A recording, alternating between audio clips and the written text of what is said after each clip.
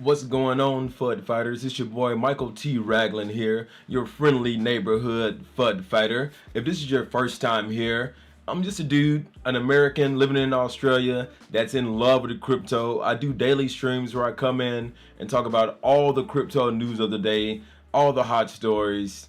Every day I'm dropping it in, going through and talking about this news, guys. So, if you want to know more about crypto and if you can't get enough of it, just like myself, feel free to like and subscribe to the channel because it helps my ego.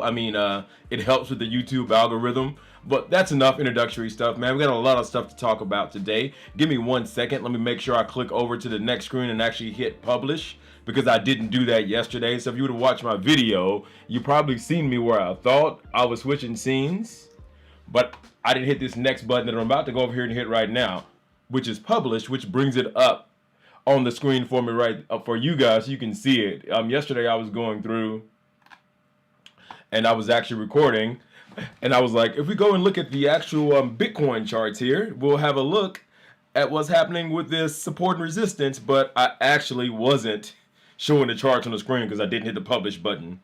We're not going to make that same mistake today. But if you notice right over there on the right hand side of your screen, you're going to see the 3 topics that we're going to actually jump in and have a little chat about today. So we're going to be talking about Barclays just hating on Binance and everybody who has does any transactions with Binance. I'm going to show you guys how I found out about this and talk about it a little bit. We're going to jump in and answer the question of what exactly Aave Pro is. We're also going to drop some massive Cardano news as well. So let's go ahead and jump right into it, guys. What I may do is switch over to my screen and let's go to the first thing on the list about Barclays just straight hating on Binance. So if I switch over here to my second display, boom, cool. You guys can see it. Let's just zoom in a little bit. Can you see it? Can you see it? Can you see it? Cool, maybe not too much. And I'll read it off to you guys what we're seeing here. So it looks like to me is that Barclays is just straight hating. So I'm going to read a few of these things that I see on Twitter. Just had my Barclays Bank stop payments to Binance. I don't think I've ever had my regional spirits banks in my life.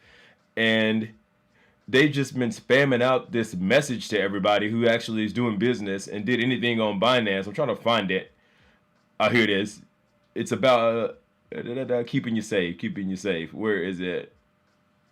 It's tons of stuff they've been sitting out, but it's one in particular, one they're dropping to everybody that's just like, all right, here we go. As you made your payment to Binance this year, we've wanted to let you know we're stopping payments made by debit and credit cards until further notice.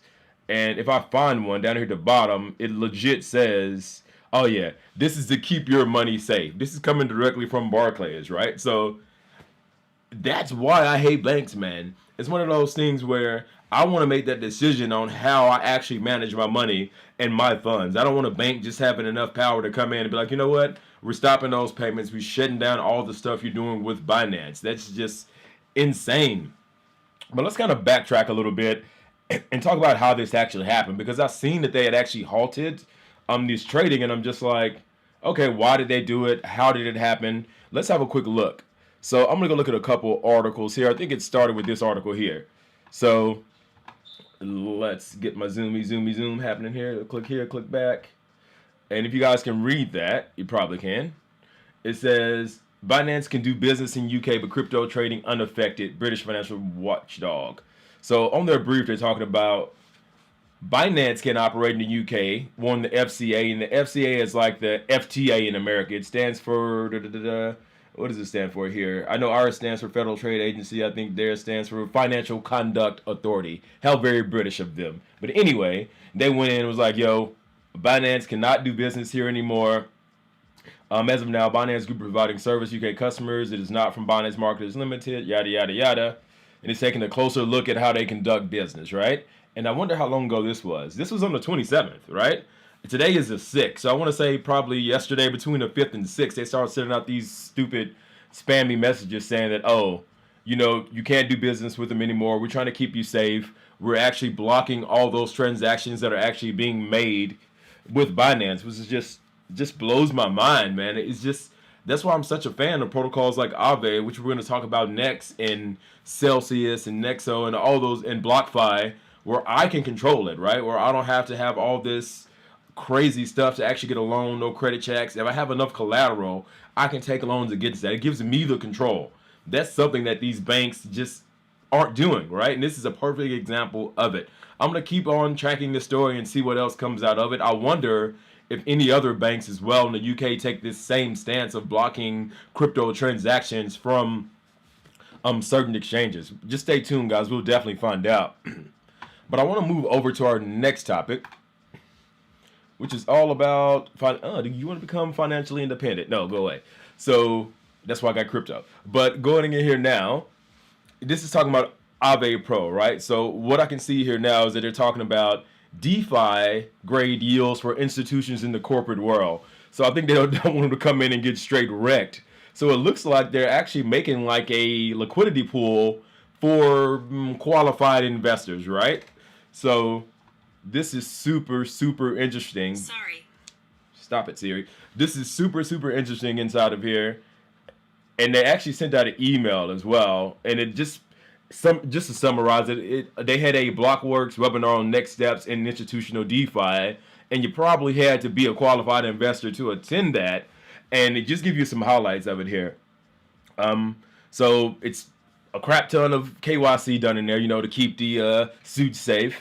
They got smart contracts, whitelisting happening as well. And initially, they're only going to trade in 4 assets. You're going to be Bitcoin, ETH, USDC, and Aave. Because when you really think about it, institutional demand is kind of concentrated in those 4 assets. And it makes perfect sense. Like when I introduce somebody to crypto, I have them just take their fiat and change it over to USDC. Or if they don't want to do that, I'm like, buy some Bitcoin and don't look at it until I tell you to.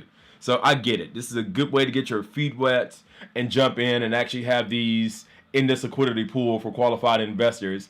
I still want to find out more about it because I don't know if like people like me, the poor folks, can actually get in there and kind of play around, or how it's going to affect Aave as a whole. It's just going to be a separate liquidity pool there where they kind of play around, and then we can actually jump in and invest? Or is it a certain amount you got to have? Or do you have to be an institution? Or can you just be somebody with a crap ton of Bitcoin? I don't know.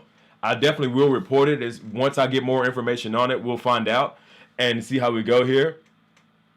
But it's pretty interesting inside of there as well. And once again, I'll just do this summary that they put at the bottom. If you're watching this video and you don't know what the hell Aave is, it's decentralized lending, right? So for example, if you have $300,000 in Bitcoin, you can take out a loan up to 50% of LTV, which would be $150,000 without any credit checks or anything like that. So that's a great way to actually lend against your crypto and not have to sell it or get rid of it, right? So a super dope DeFi play. Now they're letting institutional lenders get in there and play around as well. I'm just curious if it's gonna trickle down to the little people, if you will. We definitely will find out. Let's quickly rock it over to our third story. We're gonna spend a little bit of time in this one, and I might have to chuck the headphones on before I switch scenes. And we're actually gonna jump in, and I want to kind of watch this video with you guys together. Like, if you know me at all, you know I'm a Cardano maximalist, to say the least. Just a huge fan of everything that Charles is doing. Oh, look, can you just take the rubbish bins out? But a huge fan of everything that Charles is doing and the Cardano Foundation. So here's a video that I'm probably going to skip through a little bit that actually talks about what their strategy is going forward, right? The reason I love Cardano is because they actually have a plan. So it's a 37-minute long video. We're not going to take that much time. I'm going to have you guys hang out with me as if you're looking over my shoulder. So I'm going to jump in. I may just play the intro, and then we'll skip around to the good parts inside of the video there as well, and just have a little chat about some of the cool stuff coming up in Cardano. If you don't have 1,000 ADA, get 1,000 ADA. You'll thank me in like 5 to 10 years. Anyway, let's go ahead and watch this video and have a little chat about it as we go. Welcome to warm, sunny Switzerland, the home of the Cardano Foundation. It is a special day for me today. Today I have the honor of speaking to you, dear audience, dear community members, dear builders, Dear Cardano lovers, today we're going to speak about the strategy. But much more than the strategy, we're going to speak about also how we implement that strategy and how our roadmap is looking in the next months and years to come. To bring a bit of structure into the next half an hour or so, I would like to introduce the agenda. We will ensure there will be some nice timestamps so you can get to the right part and what you find mostly interesting. So the first part we're going to talk about is what mission do we have? The second part will be about how does that translate into short and long-term goals. We will then touch about what does that mean from a strategy and strategy implementation perspective, our positioning in the space of the Trinity, our general strategic principles, how we interact with you, our dear community, and our future community, how we are enhancing the team to make all of this happen, and last but not least, where do you go if you have questions or comments going forward? You might have heard of the quote, "The future is already here. It is just unevenly distributed." We are right now in the Goguen era, and I'm proud to say that the future is already here. We have the native tokens. It is possible for enterprises and individuals to build businesses, to optimize business models on the Cardano stack. Now, our mission as the Cardano Foundation is that we want to augment and ensure that Cardano becomes the future financial and social operating system for generations to come. What does that really mean? It means that we are providing guidance, oversight, of the system as we know it today. We need to take a global approach to ecosystem growth. We cannot just focus on one use case or one country because it's extremely hyped now. We need to be inclusive and focus on that the Cardano protocol fits for the entire human society. This sets us apart from for-profit entities who focus on geographical market development, and it sets us apart from enterprises and others. In the short term, we will do the following things. First of all, not only, as you've seen, we've launched the Cardano registry, but we are going to run that as a product. We already got a lot of very good feedback from the community about the adoption, about features and so forth. So we're going to put extra resources into that and run it as a product. So it goes into the Alonso era, but also go even further. I think one of the key blocks of the Cardano Pro. So I'm definitely going to skip through some of this, but I just want to point out a couple things that I'm seeing as I kind of watch this live with you guys. Let me just bring myself back up. So as I actually go through and watch this, the things that interest me is that they actually have a plan and they discuss scalability. It's too boring to watch right now. I don't want to put you guys through it. I think we all understand how much more scalable proof of stake is versus proof of work, right? You just are incentivized to actually be a holder of the crypto as opposed to he or she with the fastest machine wins, right? That's the simple version of proof of stake versus proof of block. So we know that's more scalable. That's easy.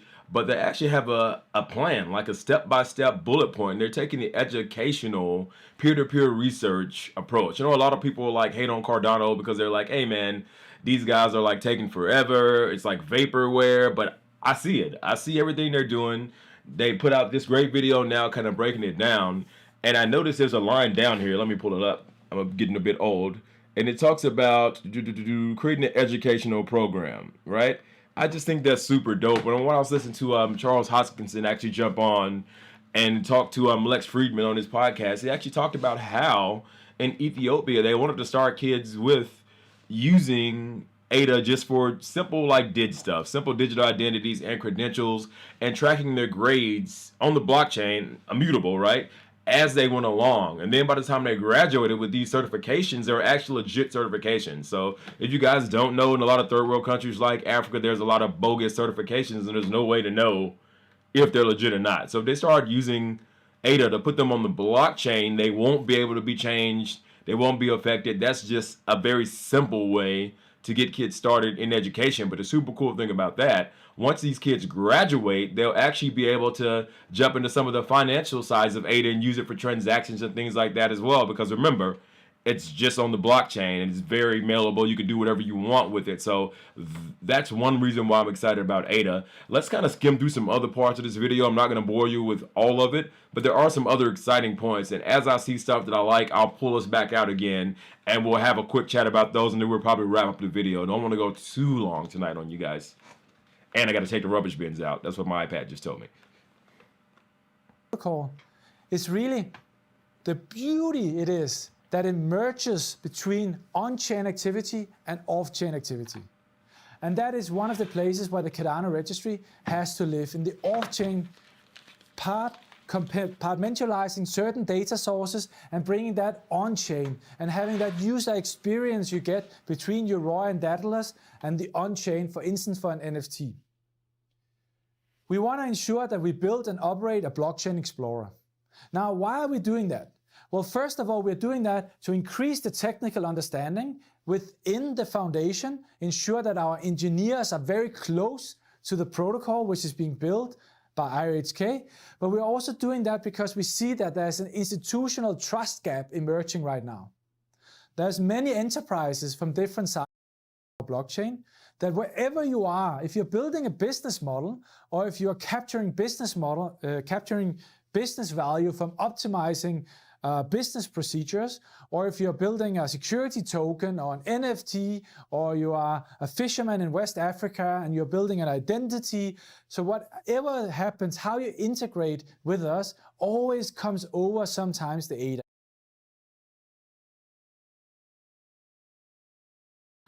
I just want to point out one thing that I'm seeing on the screen. I think now, for just the sake of speed, we're going to jump through and we're going to go through different sections. They have it broken down by 21 to 22 goals, so on and so forth. I'm going to pick out things that interest me in that goal set, and we'll have a little quick chat about them. Let me just bring myself back up on screen here. So when I actually look at this, right, and I see their 2021 to 2022 goals, there's a little thing on the little circle you see on your right-hand side. It talks about onboarding 50 banks. I want to talk about why this is so important for the ecosystem. I know I talked about Barclays and the stuff that they're doing, but this is different. This is getting ADA in banks. So imagine that you have some savings. You can convert it. You can basically take it in the same banking institution, convert it over to ADA, or vice versa. Take your ADA, get liquidity from the bank, and change that to fiat within one financial institution there as well. I mean, I want to find out more because it's kind of scary, because I don't like those centralized corporations kind of being a part of crypto, but I trust the Cardano Foundation and the team. They're going to probably do it in a super smart way. And if I was patient enough to hang out here and watch this whole video with you guys, we would definitely find out. But I just want to quickly go through and pick out key important areas in their whole long-term strategy. Like I said, in 21 to 22, the most exciting thing for me is onboarding 50 banks so you can go in and swap ADA, from fiat to ADA and from ADA to fiat. I think that's super interesting there as well. I'm just curious on how it's going to actually be implemented. So let's go ahead and jump to the next part of the video, and let's break it down as we go further. Then we'll wrap up here. Therefore, onboarding 50 banks becomes very important for us. It should be in a way that if you have a lot of ADA, you can always get into the local fiat currency. And you can always get from a local fiat currency into ADA, and over time into whatever other token you might be holding using the Cardano blockchain. The other part about focusing on the banks will allow us downstream to push one of the most regulated industries, but also one of the industries who's most ripe for change, to basically get their eyes open for what they can do long-term using smart contracts. In 2024, we're talking about publishing at least 3 white papers and how-to case studies. We are talking about promoting the growth in wallet addresses, increase the diversity of on-chain activity. So how we think about it in the foundation is really like this. The more wallet addresses we're getting and the more on-chain activity we're getting is a counter to the banks. So we don't want to end up in a situation where the only way you can interact with a public and permissionless blockchain is through an intermediary. Then we are missing a lot of the innovation which has gone into this decentralized distributed network in production. therefore measuring the on-chain activity and the diversity of that. So in essence, how much are enterprises, individuals, and people who's building businesses willing to put on the blockchain in terms of different use cases and different value add? That becomes one of the main milestones of the Cardano Foundation. And so does the promotion of the wallet addresses, that we don't have anybody operating in an omnibus setup through a regulated institutional setup only, but we have a good mixture between bridging the old world and being in the new world, where a lot of things is becoming possible. I love that they just answered the question that I kind of posed in the last video when I looked at it, right? Remember what I said before? That I was super curious about how they're going to actually implement everything and how they're going to break it down to where it didn't get too centralized with banks. But they're already showing us in 2023 to 2024, they want to bring on more companies, increase the wallet addresses to kind of fight against the decentralizations and kind of hedge against the bank. So I kind of like how they're playing those two parties against each other. And then there's another block that he hadn't got to, but I already know where he's going with it, and bringing in those 3 Fortune 500 companies. So I don't know if you guys remember what happened when Tesla bought, I think, what was it, 5% of Bitcoin? Was it 1.5 mil or something on their books? Don't know how much they have now, but that made Bitcoin jump off big time, right? So I'm just curious what companies they're going to bring on that actually are going to put ADA on their books, and we're going to definitely see some growth behind that. That's just how the market moves.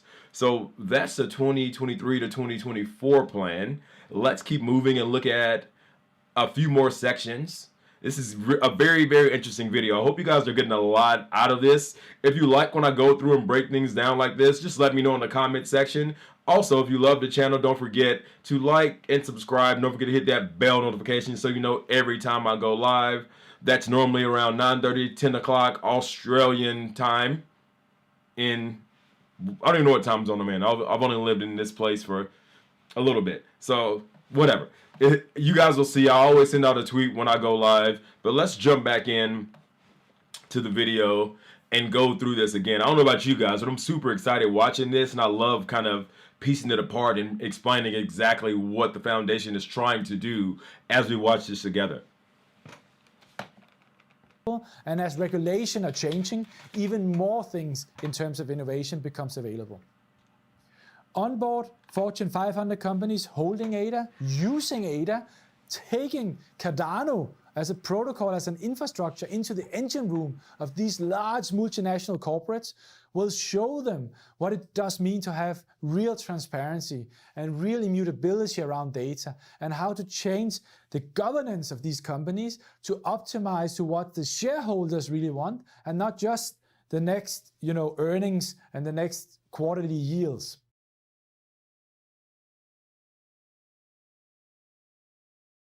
Roadmap has been driven from the voting and the actual governance which is happening from our community and the future users.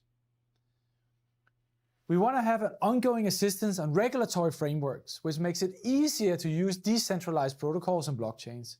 And obviously, we are on the road, as I said before, and I will continue saying, what does a blockchain look like when 1 billion users get the value proposition and get the impact of all of those things a blockchain can offer?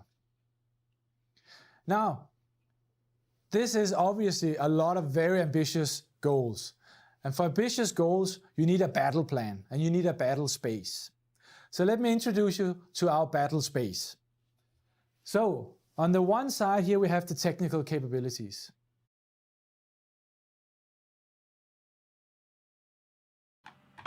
All right, guys, I think we've went through enough of that video. If you want to watch it, I'm definitely going to leave it in the link below because it's super, super interesting. I think the last thing I want to talk about in their strategy for 2006 and beyond, what they're trying to do is actually go in and get more Fortune 500 companies, but a billion users. And a billion isn't an arbitrary number.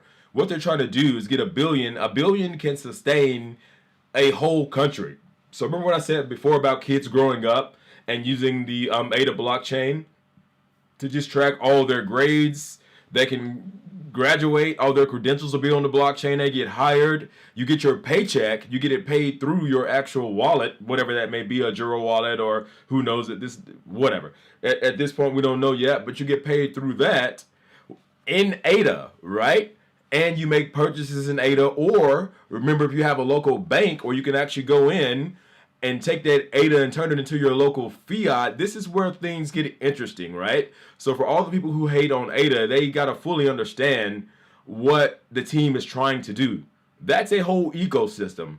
If you guys know anything about big companies like the Amazons and the Apples and the Facebooks and the Googles that have these ecosystems, that is very, very powerful. So they're the only crypto that I hear the only project that I hear talking about an actual long-term roadmap and actually trying to bring a whole nation onto the blockchain and use it that way, guys. So that is my spiel on Cardano for the day. You're probably gonna hear me talk about it a lot because I'm super, super, super bullish on it. I know this video is beginning to run super long, so I may just go ahead. I want to jump over, and we're just gonna do a very, very, very quick look at the charts here. So let me just swing over. Give me 1 second to get this screen ready. I just want to go over to Messari. If you guys never heard of Messari, this is a website I like to use to kind of track everything here. So I'm just going to get it ready here. And let's go ahead and switch over to that screen real quick, and then we'll get out of here.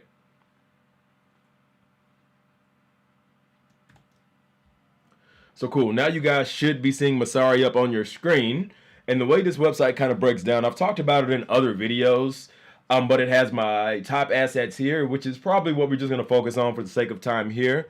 Let me go ahead, and I've got screens all over the place. Looks like the Matrix in here. That should be a little bit better for you guys. And then I'm going to go ahead and zoom in a little bit so you can actually see what I see on my screen here. Let's zoom in on right there. Cool. So you guys should be able to see now on your screens. I'm just going to look at my preview window as I do this. Cool. So on your screens, you can see the prices. You can see the 24-hour movement as well on a lot of these.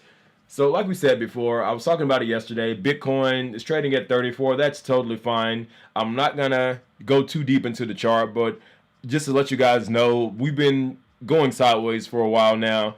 If we can break out, I would probably say above 35 and hold it and get to 40, 45, we'll be ready to run. Right, our next lowest support is probably around, I would say, down 33, 32-ish.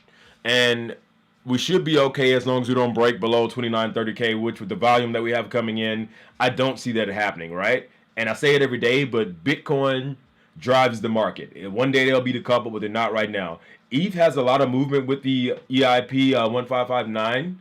I was listening to a bit of a podcast about that today on the way home.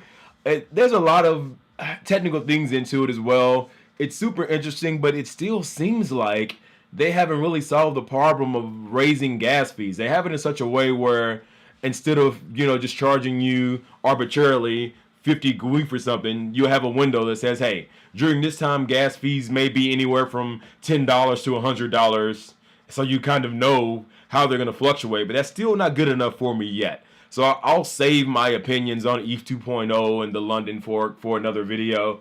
But other than that, man, we talked about Cardano a lot today. We can see that it's up 1.92% at 143. For me, it's still a great price. I think anything under, $1.50 to $1.75 is still a great price to jump in and to get on that. And I don't have Aave Pro on here, but I know just based on some research I was doing earlier, just as a last thing before we get out, Aave Pro actually went in and had a pretty good run up here. Yeah, so it jumped up 16% just on that news that we were talking about before about actually dropping Aave Pro and creating that institutional sandbox, if you will, for people to jump in and have a play around with that. All right, guys, that was a lot of information. I feel like I had a lot of fun going through all that stuff with you guys. Let me know how you like this format. This is only my 4th video here. I feel like I'm getting more confidence. I'm getting more used to using my screens and all of my different crazy setup. I'll do it behind the scenes one day for you guys as we go. But let me know what you liked in the video. Did you like me going through the video about Cardano and actually breaking it down in a very understandable way? Or would you just rather me read off and talk about it without the video? Did you like me going through and actually checking out the news, breaking that down for you as well, guys? Drop it in the comments and let me know. And if you liked the video, guys, don't forget to like and subscribe and hit that bell notification. It's getting late here in Australia, so I'm going to go ahead and get up out of here. This is your boy, Michael T. Ragland, your friendly neighborhood FUD fighter, signing off. Until tomorrow, peace out, guys. Be blessed.